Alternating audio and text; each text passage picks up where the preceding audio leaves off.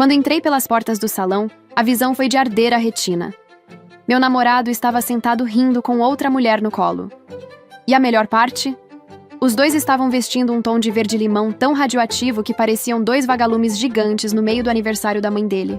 Assim que ele me viu parada na porta com um buquê barato de margaridas, o susto foi tão cinematográfico que ele levantou de uma vez e jogou a amante pro lado. Eu segurei o riso e mantive a calma. Aquele salão lotado de parentes ia presenciar a maior revelação da história daquela família, e eu estava ali de camarote só para acender o primeiro fósforo. Mas calma, deixa eu voltar um pouco e contar como chegamos até aqui. Essa é uma história original do canal, Quando as Máscaras Caem, com 26 mil inscritos. Tem canal novo por aí postando meus vídeos como se fossem deles, e isso prejudica muito o meu trabalho. Se você perceber que não está no canal original, por favor, saia e procure o verdadeiro. Agora senta que lá vem história. Eu sou a Bianca, mas pode me chamar de Bia.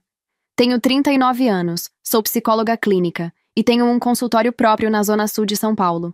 Atendo pacientes de manhã e à tarde. E olha, eu adoro o meu trabalho. Adoro mesmo. Cada caso que entrava naquela sala faria qualquer curioso vender um rim pela fofoca. Mas hoje eu não vou contar de paciente meu. Hoje a história ridícula é a minha. E o vilão dessa história? Meu próprio namorado, Júlio César Culoni. Ele era 4 anos mais velho que eu e o conheci num site de encontros. Era gerente comercial de uma empresa grande e tinha um ótimo papo. Namoramos 1 ano antes dele se mudar para o meu apartamento perto do metrô. A gente dividia as contas da casa e mercado. Ele ia de metrô para o trabalho todo dia. Era bom para todo mundo. E casamento? Bom, seria o próximo passo natural após 2 anos morando juntos. Mas sempre que eu tocava no assunto, ele conseguia se desvencilhar. E eu fui deixando. Eu achava o Júlio um homem perfeito para casar. Tinha só um probleminha. A mãe dele. Ele vivia grudado com a mãe.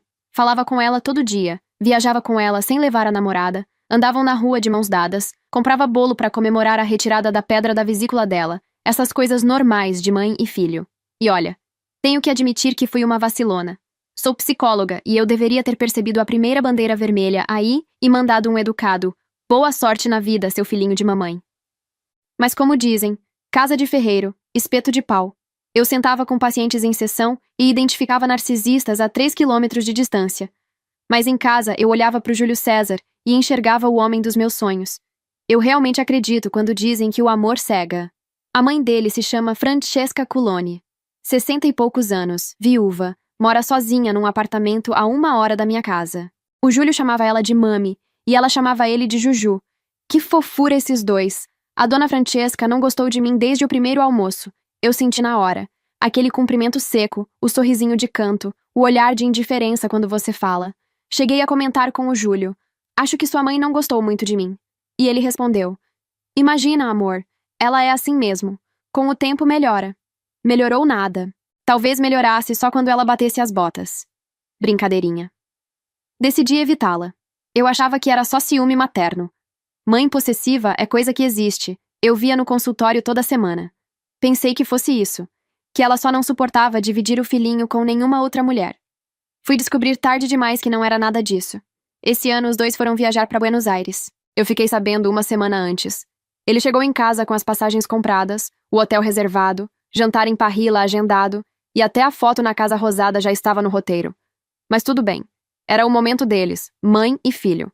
E Deus me livre eu viajar 4 dias com a dona Francesca. E então, há mais ou menos 6 meses, o Júlio começou a chegar mais tarde que o normal em casa. Reunião com cliente importante. Happy hour com a equipe. Treinamento da empresa fora do horário. Viagem de fim de semana para ver fornecedor no interior. Ele dizia, estou ralando para ser promovido a diretor. Eu achei ótimo. Quem sabe assim a gente se casava. Até que numa sexta-feira de madrugada, escutei ele chegando em casa depois de um tal happy hour. Escutei ele chutando os sapatos longe, desabando no sofá da sala e 2 minutos depois um ronco alto. Levantei da cama e fui até a sala devagar. Ele estava deitado no sofá, de boca aberta, babando, desmaiado. O celular dele estava na mão, aceso, desbloqueado, aberto numa conversa do WhatsApp. E eu, que não era nem um pouco curiosa, peguei o celular com cuidado. Ele continuou roncando, com baba escorrendo no encosto do sofá. A conversa aberta no WhatsApp era com Tonhão Mecânico. Última mensagem recebida foi: já estou com saudade, meu amor. No sábado, depois da festa da sua mãe, poderíamos ir de novo no mesmo motel. Te amo. Sábado depois da festa da mãe dele? O Tonhão mecânico estava marcando motel para depois da festa da mãe dele. Olhei para a foto de perfil do tal Tonhão mecânico. Era uma mulher. Bonita, cabelo castanho liso até o meio das costas, olhos claros, uns 25 anos. Tonhão era o meu ovo. O idiota do Júlio salvou a amante com o nome de homem para eu não desconfiar. Ele era um burro. Continuei rolando. Encontrei um comprovante de Pix com a legenda: para você comprar uma lingerie bem pequenininha. Cliquei no comprovante do Pix. Júlio César Coloni para Caroline Beyoncé da Silva. R$100. Agora, Tonhão tinha um nome que combinava mais com a foto dele. Caroline Beyoncé. Eu já tinha ouvido esse nome antes. Era uma das colegas do trabalho do Júlio. Acho que era uma nova auxiliar de vendas. Ele mencionou um tempo atrás quando ela tinha entrado na empresa. Até zoou com o nome dela, chamando-a de Beyoncé. Continuei rolando. Eram 8 meses de mensagens. Esse desgraçado estava me traindo há 8 meses. Foi nesse momento que eu me lembrei de uma paciente. A moça tinha instalado um app espião no celular do namorado durante o namoro. Quando o cara terminou com ela continuou monitorando ele todo santo dia. Eu sentava com ela e dava aquele sermão básico de psicóloga. Explicava que aquilo feria a privacidade do rapaz, que era prisão emocional, que ela precisava parar para seguir em frente. Mostrei estudo, indiquei terapia de aceitação. A moça concordava com tudo, ia embora, e na semana seguinte chegava com mais um print do Instagram dele. Achava aquilo meio doentio. 5 minutos depois, eu já estava instalando no celular do Júlio o mesmo app espião e espelhando tudo no meu. Devolvi o aparelho no chão ao lado do sofá, como se tivesse caído sozinho enquanto ele dormia. Voltei pro quarto. Deitei, liguei o meu celular. E começou o filme. Tudo tinha começado 8 meses atrás. A primeira mensagem era do Júlio para Caroline, formal, profissional. Caroline, segue planilha da última reunião, qualquer dúvida me chama. Em menos de uma semana já estavam trocando piadinha sobre um colega da empresa e almoçando juntos. Em 2 semanas já estavam saindo depois do trabalho. Foi rápido, muito rápido. Aí veio o soco no estômago. A Caroline, no 2º mês, perguntou: Amor, quando eu vou conhecer a sua casa? Júlio respondeu com aquela mensagem grande e ensaiada, como se fosse contar um segredo que estava guardando por um motivo nobre. Disse que a ex, no caso eu, ainda morava com ele na mesma casa. Que eu estava desempregada. Que eu não tinha família, não tinha dinheiro, não tinha para onde ir. Que eu me mudei para morar com ele, e ele não tinha coragem de me jogar na rua, porque era um homem de princípios.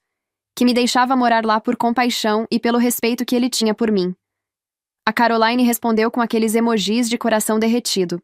Amor, isso só mostra como você tem caráter. Um homem que cuida da ex-namorada assim, você é raro. Raro. Raro era a estupidez dela em acreditar naquilo. Segui rolando. No 5º mês, ela apareceu mais animada. Amor, eu amei conhecer a sua mãe. Foi um almoço maravilhoso. Ela é um doce. Eu parei. Ela é um doce? Me assustei mais com essa parte do que com ela conhecer a mãe dele. Continuei lendo. Júlio disse: Eu te falei, amor. A minha mãe te aprovou na hora. Ela disse pra mim que eu finalmente conheci uma mulher que vale a pena. Ela nunca foi muito com a cara da Bianca.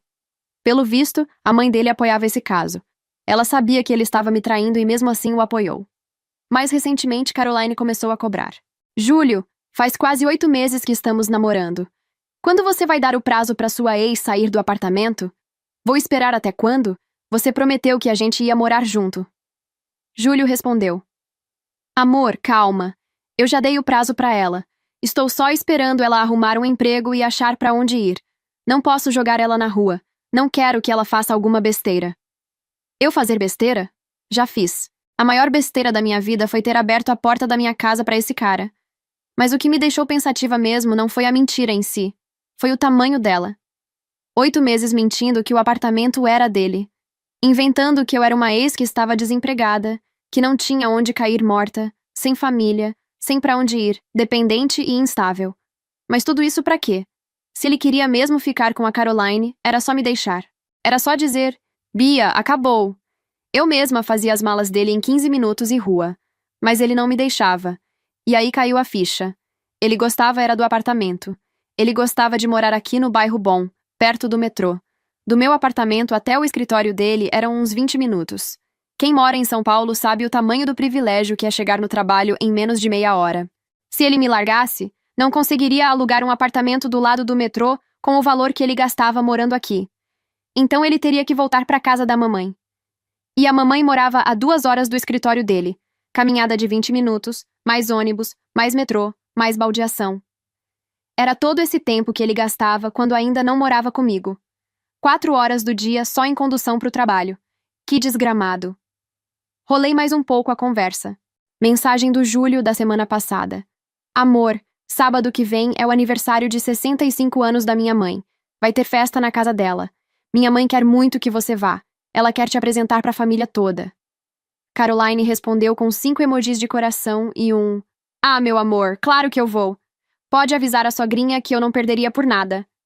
Festa de aniversário da Francesca, 65 anos. Apresentação oficial da Caroline para a família. E é claro que o Júlio nem tinha comentado para mim que ia ter festa. Logo depois, ele mandou outra mensagem para Caroline. Amor, só um pedido. Nessa festa, por favor, não comenta nada da Bianca na frente da minha mãe.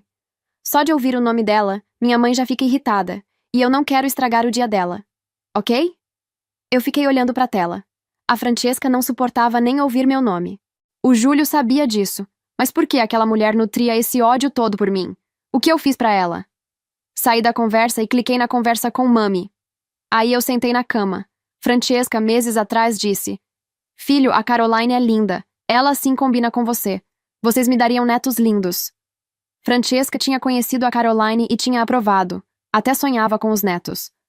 Coisa que ela nunca comentou comigo. Continuei rolando. Achei uma mensagem de aproximadamente 1 ano atrás. Júlio dizendo que tinha terminado comigo. Francesca falando: Ainda bem que você terminou com aquela mulher, Juju. Ela não combinava com você. Eu li essa parte e parei. Ele tinha contado pra velha que tinha terminado comigo. Voltei mais um pouco. Procurei mensagens antigas. Achei uma do mês em que o Júlio se mudou pro meu apartamento. 2 anos atrás. A mãe dele perguntando: Está se dando bem com seu colega de quarto novo, filho? Eu fico preocupada com você dividindo casa com um estranho. Júlio respondeu: Tudo certo, mãe. O cara é tranquilo, profissional, quase nem volta pra casa. Não se preocupa. A dona Francesca achava que o filho dela tinha ido morar com um colega. O Júlio mentiu pra própria mãe sobre o nosso relacionamento inteiro. Voltei mais. Procurei a data em que eu conheci a Francesca. O primeiro almoço na casa dela, 3 anos atrás. Achei. Eram 4 mensagens trocadas naquele mesmo dia, à noite, depois do almoço. A Francesca escreveu: Juju, ela está perto de você? Júlio respondeu: Não, mãe, pode falar. Francesca então mandou: Filho, eu não gostei dela. Não gostei nadinha. Júlio perguntou: Mas por que, mãe? O que ela fez que não te agradou? Francesca responde: Ah, Juju, você sabe. Vocês são diferentes. Se for pra você só curtir, tudo bem. Mas cuidado pra não engravidá-la. Olha como o Ronaldo nasceu. Não quero ter netos iguais ao Ronaldo. Eu li essa parte 3 vezes. Quem era esse Ronaldo? O Júlio nunca tinha mencionado algum Ronaldo pra mim. Será que ele nasceu com algum problema? Passei 3 anos convivendo com um homem que ouvia a mãe me esculhambar pelas costas e nunca me defendeu nem com uma vírgula. Que mentiu pra mãe que tinha terminado comigo. Que mentiu pra Caroline que eu era coitadinha mantida em casa por compaixão. 3 anos olhando pro Júlio achando que era o homem dos meus sonhos. E ele era só um inquilino malandro atrás de aluguel grátis. Fechei o celular. Não derramei uma lágrima. Aquele homem não merecia. Em todas as sessões com paciente traído, eu mandava o mesmo discurso de psicóloga sabida. A vingança nunca é plena. Mata a alma e envenena. Perdoar é a melhor forma de superação. E quer saber? Quanta besteira! A quem eu quero enganar? A vingança pode não ser plena, mas acalma a alma e traz aquela gostosa sensação de justiça feita. Fiquei olhando para a parede do quarto. Por dentro, o plano já estava se montando sozinho. A dona Francesca ia comemorar 65 anos no sábado. E eu decidi que entregaria o melhor presente para ela. O filhinho querido de volta. A semana que se seguiu foi o meu maior exercício de atuação. Eu merecia um Oscar, ou pelo menos um bônus do Conselho de Psicologia. Tudo começou na segunda-feira, logo no café da manhã. O Júlio estava com aquela cara de cachorro que caiu da mudança, suspirando entre um gole de café e uma mordida no pão na chapa, fingindo que lia e-mails importantes no celular. Vixe, Bia, acabei de receber um e-mail. Ele começou, sem me olhar nos olhos. Parece que vou ter que viajar para Ribeirão Preto na sexta para uma convenção estratégica com o pessoal do comercial. Só volto no domingo à noite. Eu olhei para ele. Se fosse uma semana atrás, eu teria me levantado, dado um beijo e um abraço nele e dito: "Poxa, amor, vou sentir saudades." Mas agora, com o filme da traição rodando na minha cabeça, eu só conseguia observar as microexpressões dele. O canto da boca levemente contraído, o excesso de piscadas, a mão que não parava de tamborilar na mesa. Ele era um péssimo ator, diferente de mim. Poxa, amor, bem no final de semana? Fiz um biquinho de decepção, o tom de voz perfeito de quem não desconfiava nem da cor do céu. Eu estava pensando em a gente ir naquele restaurante novo na Vila Mariana, mas você tem razão. Trabalho em primeiro lugar. Tomara que você consiga essa promoção que você tanto espera. Vai mudar a nossa vida, né? Com certeza, o amor. Vai mudar tudo para melhor. Ele respondeu com um sorrisinho convencido de que eu tinha caído na dele. Durante o resto da semana, ele continuou o personagem. Chegava em casa fingindo cansaço e reclamava do estresse da preparação para a viagem. Na quinta à noite, ele veio com um cabide na mão e uma dúvida cruel. Bia, me ajuda aqui. Para a reunião de sábado de manhã eu já decidi, mas o diretor avisou que vai ter uma recepção informal à noite, um coquetel para os parceiros. Ele pediu para irmos com algo mais casual, sabe? Algo que passe uma imagem de cara moderno, antenado, pronto para novos desafios. O que você acha? Era a minha deixa. Eu escolhi a camisa mais brega que ele tinha, uma verde-limão fluorescente com um brilho sintético que doía na retina. Tá me zoando, né, Bia? Ele perguntou, franzindo a testa enquanto segurava o cabide. Não é meio chamativa? Usei o meu melhor tom de palestrante. Júlio, você precisa entender a psicologia das cores. O verde-limão, embora pareça ousado, é tecnicamente a cor da confiança orgânica e da boa impressão. Na verdade, estudos mostram que o olho humano associa essa tonalidade à vitalidade e à transparência. O seu diretor vai te ver como alguém que não tem nada a esconder e que está pronto para iluminar o futuro da empresa. Em um coquetel cheio de camisas azuis e brancas, você será o único ponto de luz e inovação. Ele arregalou os olhos, absorvendo cada palavra como se fosse uma revelação divina. Aproveitei para inserir mais alguns absurdos. E olha, tem um detalhe, na cinética da moda, que quase ninguém conhece. Abotoar a camisa até o último botão, aquele bem apertado no pescoço, cria uma moldura de autoridade que impede que as pessoas te interrompam e faz com que confiem no que você diz. E se você usar meias brancas aparecendo um pouco na barra da calça, isso gera uma quebra de padrão cognitiva nos outros, fazendo com que foquem no que você está dizendo para compensar o estranhamento visual. O Michael Jackson sabia disso na época. E olha como ele conquistou fãs pelo mundo inteiro. É pura ciência do comportamento, Júlio.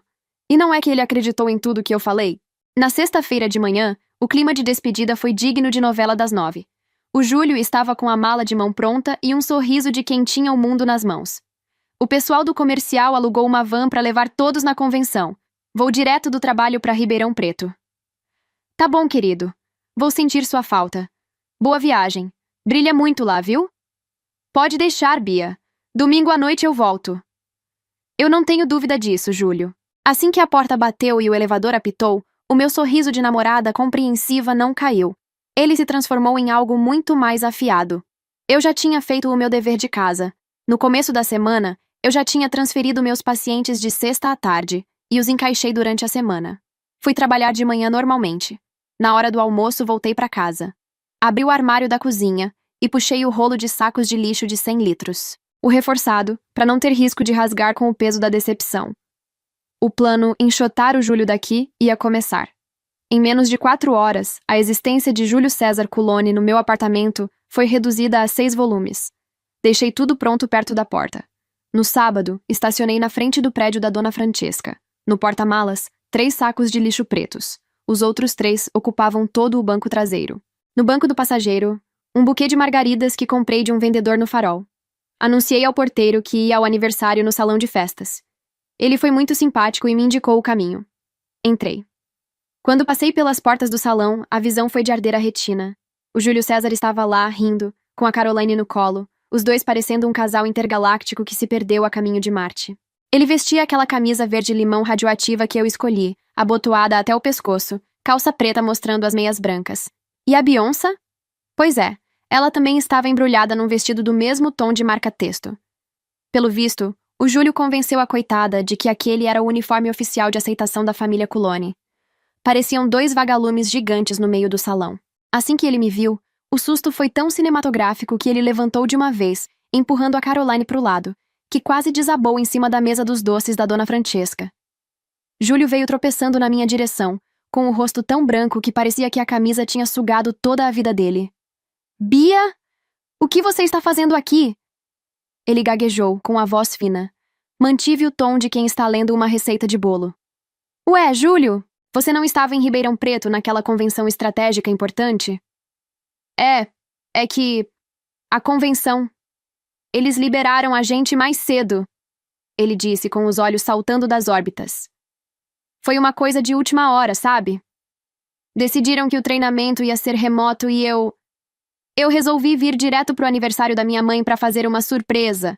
Eu não te avisei porque eu nem ia vir. Mas como liberaram, eu peguei um ônibus e vim correndo. Calma, Júlio. Respira. Tá nervoso por quê? E quem era aquela no seu colo? Apontei com o buquê de margaridas baratas pra Caroline, que estava bufando por ter sido jogada de lado como um cobertor velho. Quem é a sua amiguinha intergaláctica? Perguntei. A Beyoncé marchou até nós e agarrou o braço dele com força. Me olhou de cima a baixo. Quem é essa mulher, Juju? Ah, fala sério. Outra maluca chamando ele desse apelido ridículo. O Júlio não respondeu. Ele abria e fechava a boca sem que saísse um som sequer. Parecia que ia ter um piripaque ali mesmo. Mantive a pose de psicóloga em dia de folga e sorri pra ela com toda a minha condescendência. Eu sou a Bia, namorada do Juju. E você quem é? Uma assistente de palco do show da Xuxa? A Caroline apertou os olhos, estufou o peito e disse: Ah, então você é a famosa Bia? Como você é engraçada, não consigo parar de rir. Escuta aqui, minha querida, você precisa aprender a superar o término e seguir a sua vida. Vocês terminaram faz tempo. Já passou da hora de você criar vergonha na cara, arrumar um emprego, sair do apartamento dele e parar de ser uma dependente encostada no seu ex. Sai da vida dele agora. Olhei pra ela com a maior calma do mundo. Aquela calma que eu uso com pacientes que estão tendo um surto psicótico. Como é que é? A gente terminou? Repeti, com a voz carregada de uma falsa curiosidade. Eu preciso arrumar um emprego? Sair do apartamento dele? Eu sou uma encostada? Olhei pro Júlio. Do que ela está falando, Júlio? O Júlio ficou quieto. Ele tentou me puxar pelo braço com aquele olhar de desespero de quem está prestes a ser atropelado. Bia! Bianca, por favor, vamos conversar lá fora? A gente resolve isso lá fora, por favor. Ele sussurrou, a voz sumindo. Ignorei o puxão dele e me voltei para Caroline, que ainda estava lá, bufando no seu figurino neon. Olha, eu não sei quem é você, nem em que planeta você vive. Mas pelo que eu sei, o Júlio e eu ainda namoramos. Eu não preciso arrumar um emprego, eu tenho uma clínica própria. E o apartamento onde eu moro é meu, comprado com o meu dinheiro e financiado no meu nome muito antes do Júlio aparecer com as malas dele. Se tem alguma encostada nessa história, com certeza não sou eu. A Caroline ficou paralisada, olhando para o Júlio com os olhos arregalados, esperando que ele dissesse que tudo aquilo era mentira, que o apartamento era dele e que eu era a louca da história. Mas o Júlio não disse nada. Ele só conseguia encarar os próprios pés, rezando para ser engolido pelo chão. Bem nessa hora, a Dona Francesca brotou do nada, com aquela cara de quem acabou de chupar um limão estragado. Mas que baixaria é essa no meu aniversário? Ela berrou, chamando a atenção de todos. Tinha que ser a barraqueira da Bianca. Esse povo adora um barraco. Não pode ver uma festa que já quer fazer cena. Ela virou pro filho, ignorando a minha existência. Juju, o que essa mulher está fazendo aqui? Você a convidou? Ela perguntou com um tom de nojo que dava para sentir de longe. O Júlio fez que não com a cabeça, com aquele olhar assustado de quem está prestes a levar uma surra. Vim trazer um presente para a senhora, Dona Francesca. Feliz 65 anos! Falei, estendendo o buquê de margaridas baratas. Ela soltou uma risada seca, que parecia papel de lixa se esfregando. Guarde suas flores, querida! O que você está fazendo aqui? Ela gritou se exaltando. Meu filho terminou com você faz tempo. Esta é uma festa apenas para a família. Larga do pé do meu filho. Isso já está ficando doentio. Saia daqui agora. Ela virou pro lado e berrou. Ronaldo! Ronaldo, vem aqui ajudar! Tira essa mulher daqui agora! Um rapaz alto, negro, de traços fortes e um olhar calmo se aproximou. Bastou um segundo para o clique acontecer na minha mente. Olhei para o Ronaldo. Depois olhei para Francesca. Finalmente eu entendi o que aquela escrota quis dizer com "não quero ter netos iguais ao Ronaldo". O nojo que eu senti por ela naquele momento foi maior que qualquer coisa que eu já senti na minha vida. Superou a traição do Júlio. Olhei bem nos olhos da Francesca. Então é por isso, dona Francesca? Falei com uma firmeza que fez ela recuar um passo. O salão ficou em silêncio absoluto. A senhora nunca gostou de mim e agora eu finalmente entendo o porquê. A senhora disse pro Júlio que não queria ter netos como o Ronaldo. A senhora não quer ter netos negros. A senhora é uma racista de merda. Ela virou pro Júlio com os olhos saltando das órbitas, parecendo uma assombração. Por que você contou isso pra ela, seu idiota? Ela berrou, o desespero fazendo a voz dela desafinar. O Júlio, que já estava mais pálido que o glacê do bolo, começou a balançar as mãos como se estivesse espantando moscas. Eu não falei nada, mãe! Eu juro por tudo que é mais sagrado! Não sei como ela sabe disso! Eu nunca contei isso! Ela deve ter fuçado o meu celular! A Francesca ficou pálida. O rosto dela, que estava vermelho de raiva, perdeu a cor instantaneamente. Como você ousa me chamar de racista? Ela gritou, a voz falhando, as mãos tremendo. Eu tenho um amigo negro. O Roberval, meu cunhado. É negro. Olha ali o meu sobrinho Ronaldo. Como você pode me acusar de uma barbaridade dessas? Foi nesse momento que uma mulher se levantou de uma mesa próxima. Era Victoria, a mãe de Ronaldo e irmã de Dona Francesca. Ela deu um passo à frente com um olhar de puro nojo. Sério, Francesca? Então é por isso que você sempre tratou o Roberval e o meu filho como cidadãos de segunda classe? Isso não tem nada a ver, Victoria. Para de ser louca! Francesca rebateu, a voz subindo 3/8. Eu sempre tratei todo mundo igual nessa família. Você que é sensível demais e fica procurando pelo em ovo só para se fazer de vítima. Tratou todo mundo igual, Francesca? Não me faça rir. Victoria avançou com os olhos faiscando de ódio. Me explica então por que é sempre o Roberval que você chama para carregar caixa pesada e móvel de lugar enquanto os outros cunhados ficam sentados bebendo na sala? Por que é sempre pro Ronaldo que você estala os dedos para abrir a porta ou servir as visitas como se ele fosse o garçom da sua casa? Até agora mesmo, a primeira coisa que você fez foi mandar o meu filho tirar a Bianca daqui como se ele fosse o seu segurança particular. Você nunca tratou eles como família, Francesca. Você sempre usou os dois como se fossem seus funcionários.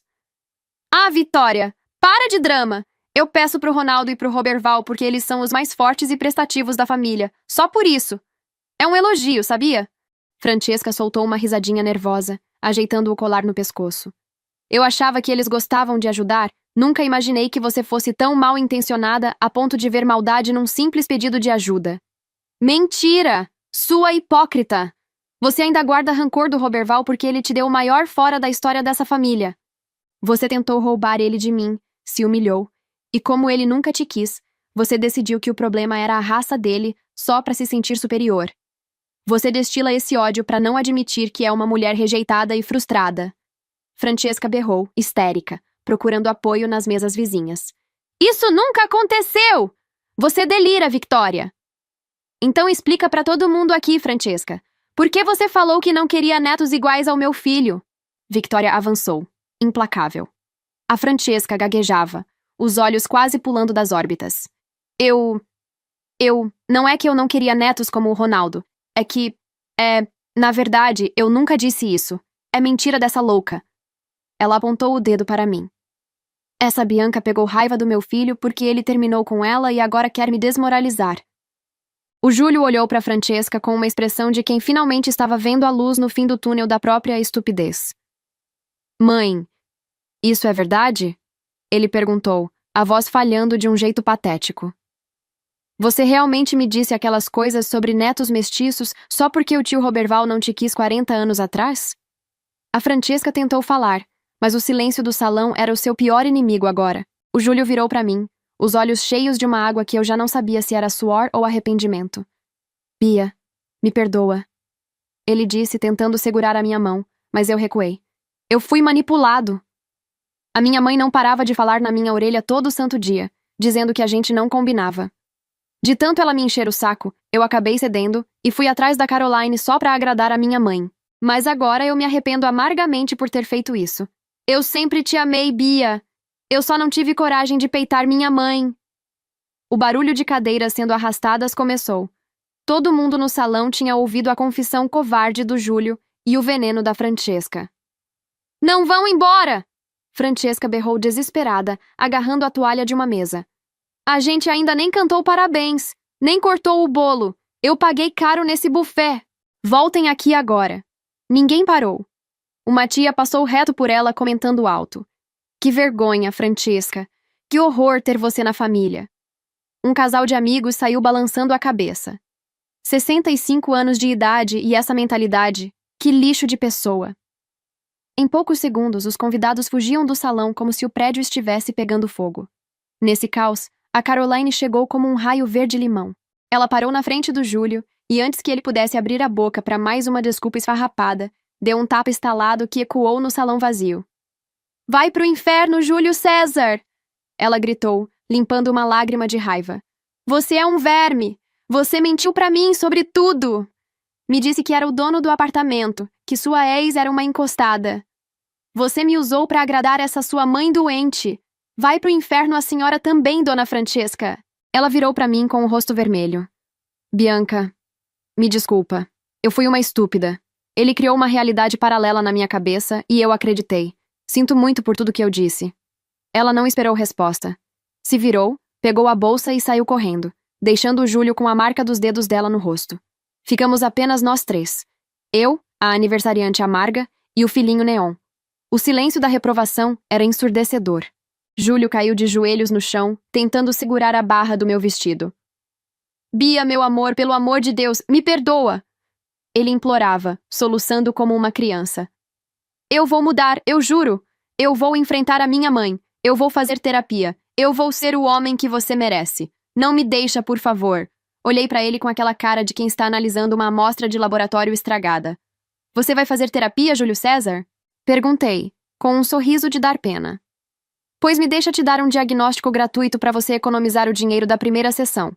Você sofre de transtorno de personalidade dependente em nível terminal, agravado por uma total ausência de espinha dorsal. Como sua namorada, eu diria que você é um moleque. Mas como psicóloga, eu te digo que não existe tratamento para falta de caráter. Você não precisa de um divã. Você precisa de uma babá que aceite trocar suas fraldas pro resto da vida. Eu cansei de ser responsável por um marmanjo de 43 anos que ainda pede autorização pra mami pra respirar. Estendi a mão, firme. Agora me entrega a chave do meu apartamento. A partir de hoje você é um problema exclusivo da dona Francesca. Ele me entregou a chave com a mão trêmula, as lágrimas escorrendo pelo rosto pálido. Mas e as minhas coisas? Como sempre, Júlio, eu facilitei a sua vida. Dei um sorrisinho de lado. Eu já trouxe as suas coisas, estão todas no meu carro. Vou deixar tudo empilhado aí na frente do prédio. Sugiro que você corra para buscar antes que alguém ou o caminhão de lixo passe e leve o resto da sua dignidade embora. Virei para a Francesca, que estava estática, parecendo uma estátua de sal. Parabéns pelo seu aniversário, dona Francesca. Falei, ajeitando a minha bolsa. O salão está vazio, mas pelo menos a senhora conseguiu o que queria. Agora pode tomar conta da vida do seu filhotinho para sempre. Ele é todo seu. Saí do salão de cabeça erguida. Fui até o carro, abri o porta-malas e o banco traseiro. Comecei a descarregar os 6 sacos de lixo e empilhei tudo ao lado da entrada principal. Entrei no carro, dei a partida e fui embora sem olhar pelo retrovisor. Dormi como um anjo naquela noite. No domingo de manhã, o meu celular parecia uma central de telemarketing. Eram mensagens e ligações perdidas do Júlio a cada 2 minutos, alternando entre juras de amor eterno e ameaças vazias de processo. Bloqueei sem dó, mas o destino resolveu agir rápido. No final daquele mesmo dia, enquanto eu tomava um café e tentava processar que eu finalmente estava livre, o celular vibrou com uma notificação do Instagram. Solicitação de amizade de Ronaldo. Sim, o sobrinho que a Francesca usava de faz tudo. Aceitei na hora, claro. O que começou com um "Oi, Bianca, queria pedir desculpas pela minha tia", virou uma conversa que durou a noite inteira. Descobri que o Ronaldo era um engenheiro civil de sucesso, inteligente, divertido e que não precisava de autorização da mami para decidir com quem ele podia namorar. 4 meses depois, o que era só uma conversa de limpeza de alma virou um namoro sério. E quer saber da maior ironia? A Victoria, o Roberval e o resto da família que o Júlio nunca quis me apresentar me receberam de braços abertos. Todo mundo me amou.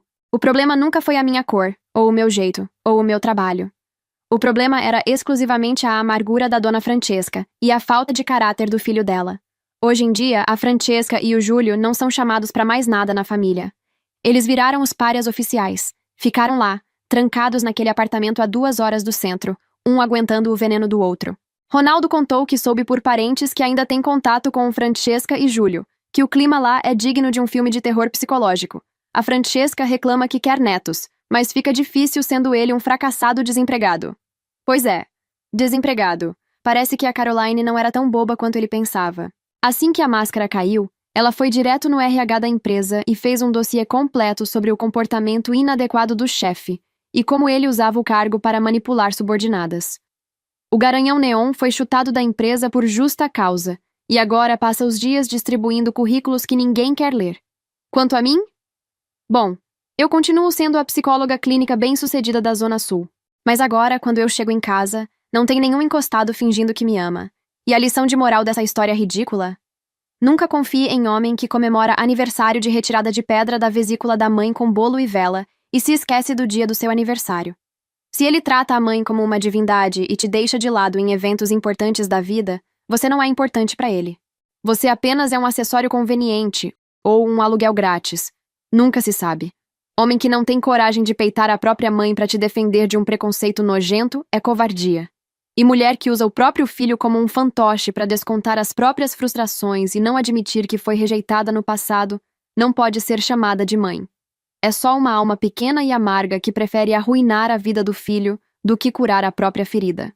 No fim, o Júlio ficou exatamente onde merecia, com a mãe que continua dizendo como ele deve viver a vida dele. E eu? Bom, eu troquei um parasita neon por um homem de verdade e um apartamento cheio de mentiras por uma vida cheia de orgulho. Porque no tribunal da vida, o veredito é sempre o mesmo. A máscara pode até demorar a cair, mas quando cai, o tombo é grande. E de preferência, bem no meio de um salão de festas cheio de gente, para todo mundo ver. Se você chegou até aqui, escreve a palavra Juju nos comentários. Eu adoro ver quem acompanhou essa história comigo até o final. Se você curtiu o vídeo, não esquece de deixar aquele like e hype, ele faz uma diferença gigante e ajuda muito o nosso canal a continuar crescendo. Um beijo enorme para vocês e até o próximo vídeo.